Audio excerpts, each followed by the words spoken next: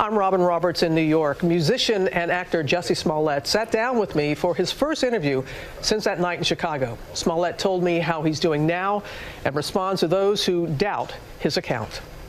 I'm pissed off. What is it that has you so angry? Is it the attackers? It's the attackers, but it's also the attacks. It's like, you know, at first it was a thing of like, listen, if I tell the truth, then that's it, because it's the truth. Mm-hmm.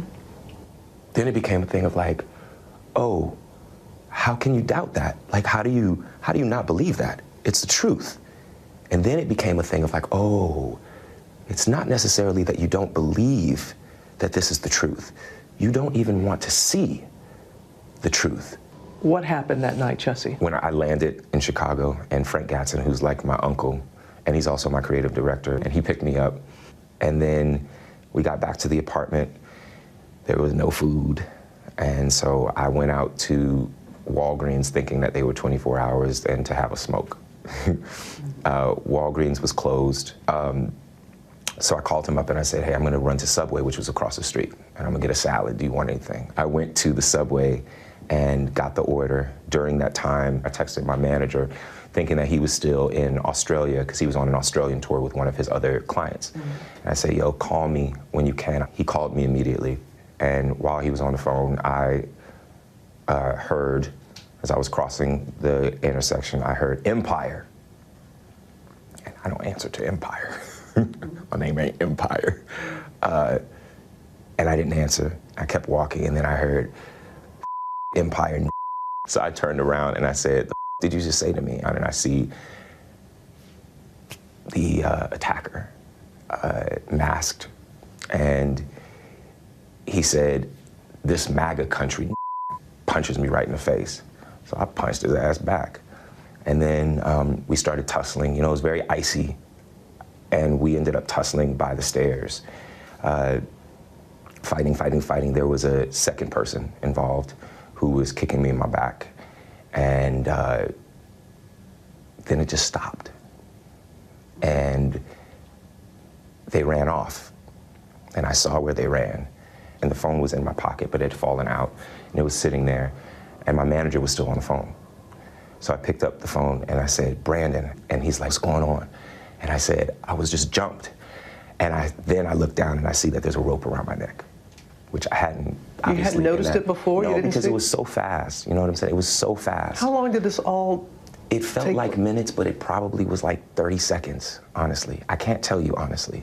I noticed the rope around my neck, and I started screaming. And I said, there's a rope around my neck. Did you get any kind of description of the attacker? I gave a body description, and because I saw this, right here or whatever, but I didn't see, I can't tell you what color their eyes were. I can't tell you, and I did not see anything except the second person I saw running away. And the first person, yeah, I saw his stature. I gave the description as best as I could. You have to understand also that it's Chicago in winter. People can wear ski masks and nobody's gonna question that. The police have gone through a lot of video, and they were able to capture an image of two people of interest. Have you seen that image? Mm-hmm. And do you believe that they could possibly be the attackers? I do. What is it about their size, or why do you feel that they could possibly be? Because I was there. For me, when that was released, I was like, okay, we're getting somewhere. I don't have any doubt in my mind that that's them. Never did. Why did you hesitate to want to call the police? You know, there's a level of pride there. We live in a society where, as a gay man, you are considered somehow to be weak. And I'm not weak. I am not weak. And we are, as a people, are not weak. So I can accept that there was pride there. There's also privacy. You know, at the end of the day, look what has happened. You know, look what has happened. So I'm glad that Frank called the police. I'm glad that we reported it. During that time before they came, it took them about maybe half hour to come. And during that time, I was looking at myself, just like checking myself out. I saw the bruise on my neck, you know, like the little, the rope burn around my neck. And then but I smelled bleach. I know the smell of bleach. And I saw on my sweatshirt, it had marks on it, like spots on it, when you have a bad bleach job. So then I was like, there's bleach on me too. So when the police came, I kept the clothes on. I kept the rope. So you had the rope on the entire time? I mean, it wasn't like wrapped around, but yeah, it was around because I wanted them to see. I wanted them to see what this was. I told them what happened, everything. I also asked them to turn their body cams off because they were trying to stay in the hallway. And I was like, please just come in. Like, I don't want a big scene with my neighbors and with like the second round of police officers. I went down to where it happened and I walked them through exactly what happened. And I looked up and I saw that there was a camera directly on the light post that is in the intersection. So I'm like, there it is. A potential break in the case that would eventually fall apart days later. And then the detective told me that the camera inside of the casing was facing north, so they didn't have it.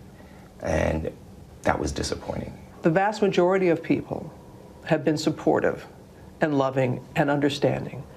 And then as time has gone on and that there's no, you know, it's 2 o'clock in the morning, you're going to Subway, Sub-Zero. Subway is open 24 hours. Like, people kill me when they say things like that because it's like Subway is open 24 hours for a reason. So that when you're hungry at night and you ain't got no food, you go to Subway. The camera facing north, how is that my issue? It feels like if I had said it was a Muslim or a Mexican or someone black, I feel like the doubters would have supported me a lot more. And that says a lot about the place that we are in our country right now. The fact that we have these fear mongrels, these people that are trying to separate us, and it's just not okay. Mm-hmm. It's just not okay. And for all of the people, the next time that you see someone report something, maybe well after the fact that it happened, and you say to them, well, why are you waiting until now? Just remember that mine was reported right away. And look what has happened. The phone. Mm-hmm. When did you, because as you said, it was an accurate account mm-hmm. of the timeline, valuable information. When did you make that information available to the police? We had to give the phone records, which they didn't originally ask for my phone records. They asked for my phone. They wanted me to give my phone to the tech for 3 to 4 hours. I'm sorry, but I'm not gonna do that.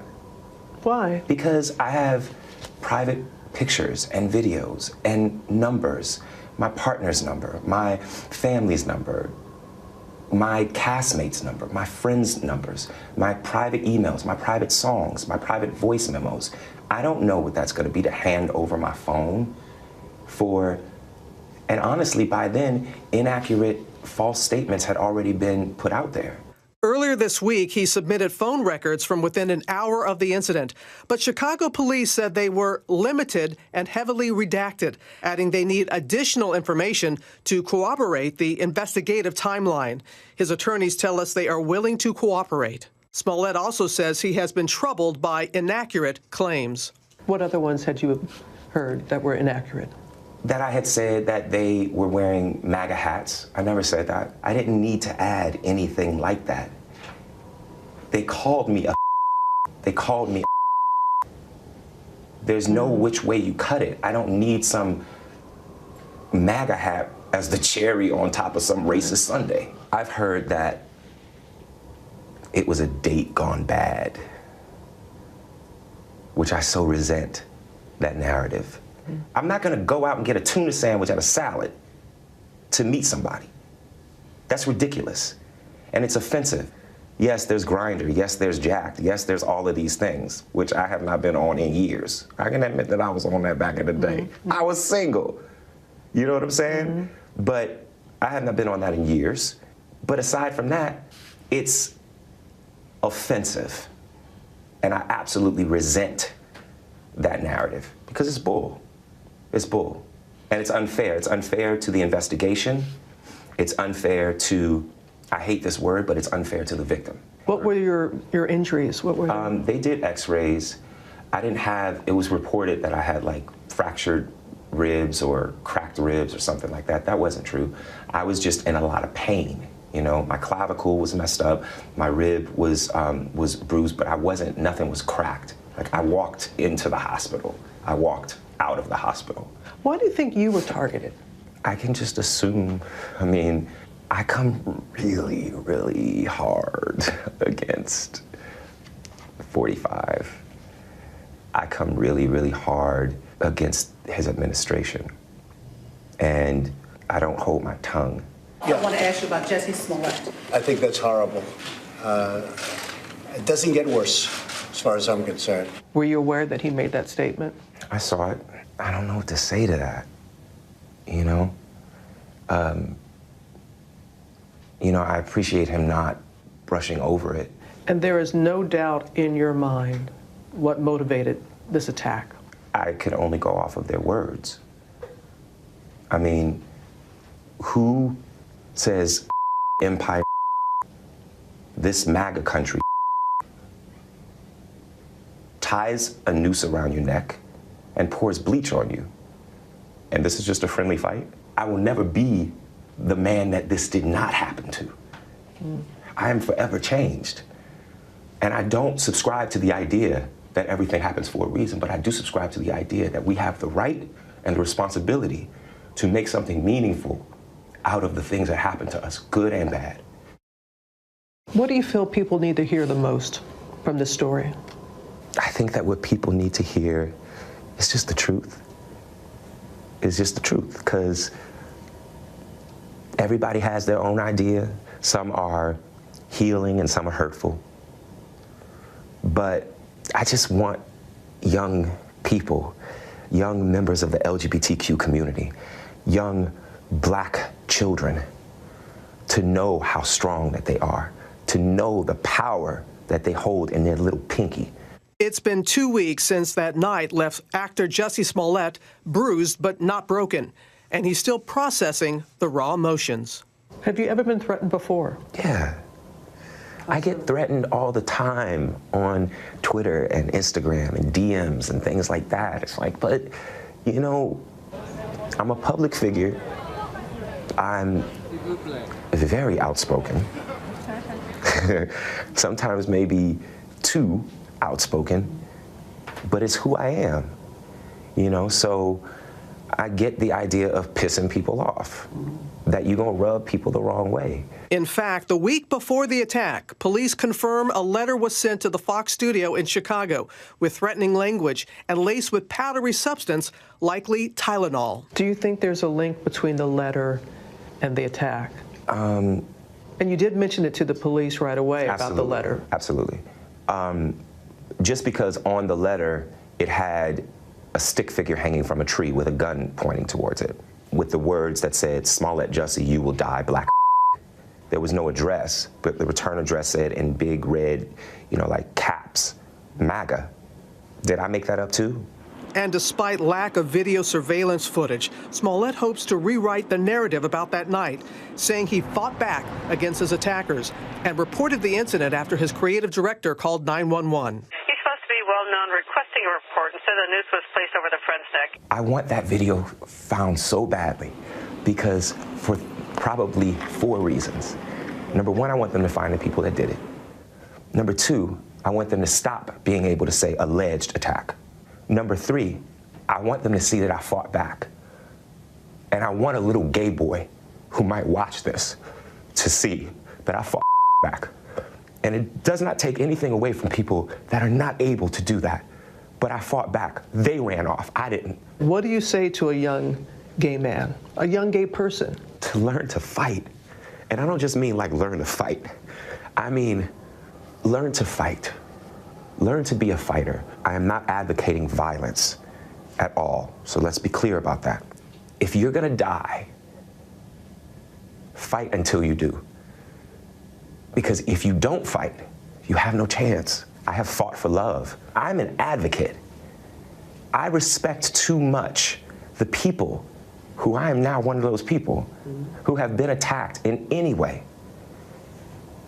You do such a disservice when you lie about things like this. If the attackers are never found, how will you be able to heal?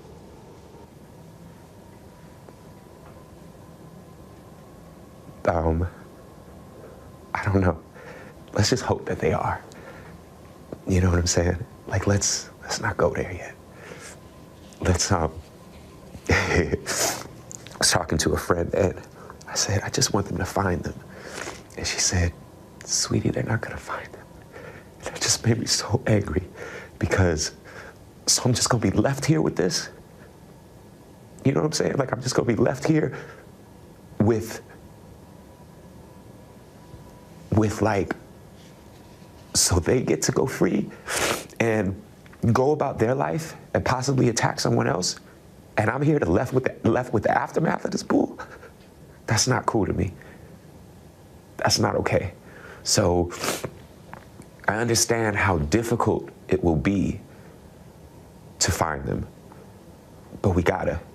I still want to believe, with everything that has happened, that there's something called justice. Because if I stop believing that, then what's it all for? Yeah. Thank you, Jussie. Thank you. Thank you.